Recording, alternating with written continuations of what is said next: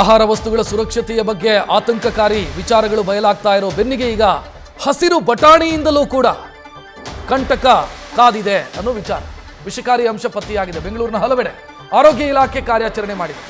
ಸುಮಾರು 36 ಮಾದರಿ ಹಸಿರು ಬಟಾಣಿ ಮಾದರಿಗಳನ್ನು ಕಲೆ ಹಾಕಿದೆ, ಸ್ಯಾಂಪಲ್ ಕಲೆ ಹಾಕಿದೆ.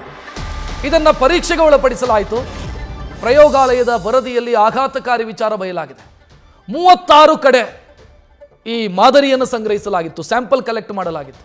36ರ ಪೈಕಿ 28 ಕಡೆ ಹಸಿರು ಬಟಾಣಿ ಅಸುರಕ್ಷಿತ ಅನ್ನುವಂಥ ವರದಿ ಬಂದಿದೆ.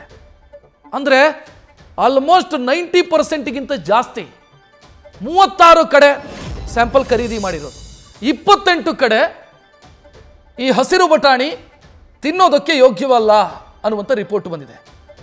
ಕಲರ್ ಬಳಕೆಯಿಂದ ಸಾಮಾನ್ಯ ಬಟಾಣಿಗಿಂತ ಈ ಬಣ್ಣ ಹೆಚ್ಚಿರುತ್ತೆ. ಹಚ್ಚ ಹಸಿರಿನಿಂದ ಗ್ರಾಹಕರನ್ನು ಆಕರ್ಷಿಸುತ್ತೆ ಈ ಬಟಾಣಿ. ಅಂದರೆ ಯಾವುದು ಕೆಮಿಕಲ್ ಮಿಕ್ಸ್ ಆಗಿದೆಯೋ ಅದು.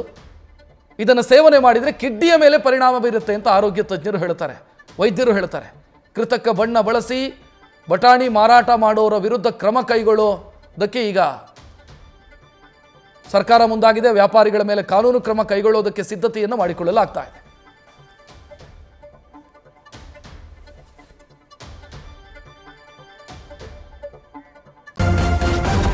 ನ್ಯೂಸ್ ಫಸ್ಟ್ ನಿರ್ಭೀತಿಯಿಂದ ನಿಮ್ಮ ಪರವಾಗಿ.